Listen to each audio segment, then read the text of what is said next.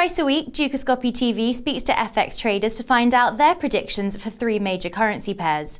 Joining me today is Hedge Fund Manager Dooley Awadalla from Geneva, Switzerland. It's great to speak to you, Dooley. Let's begin with the pound Swissy. The Swiss franc is proving increasingly sensitive to Eurozone activity, but with the pound sterling holding its ground amongst the majors despite a spate of negative economic data, what are your 1, 3 and 12-month predictions for this pair?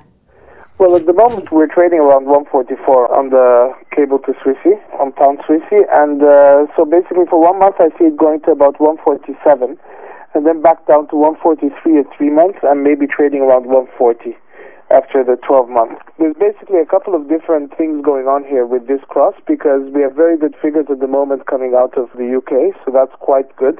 But the high oil prices, I feel, will probably lead the Bank of England to do more quantitative easing, probably around May or June, which would then increase downward pressure on the pound. The Australian gross domestic product data released overnight showed weaker than expected GDP levels. This seemed to go against market hopes and as such sent the Aussie dollar into a nosedive. Conversely, the Japanese yen has been the only currency to gain ground against the safe haven US dollar. With two very different outlooks at present, can you please give me your short, mid and long-term predictions for the Aussie yen? At the moment, I think the Bank of Japan has been trying to basically use quantitative easing in order to drive the yen down. The yen was the best performing currency for the past year, basically.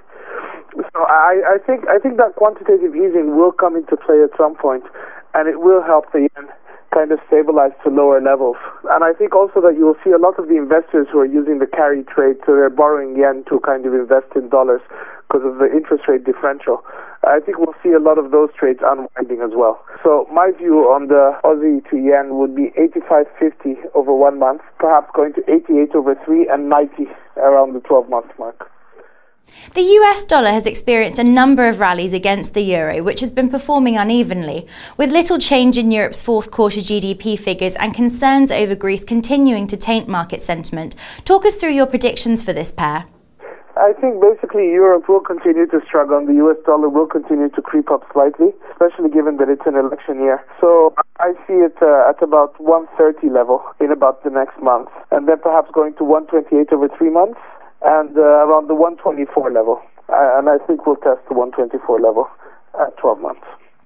Dooley, thank you for your insight. That's all we've got time for today. However, do stay tuned to Dukascopy TV for the latest analysis and exclusive interviews. Goodbye for now.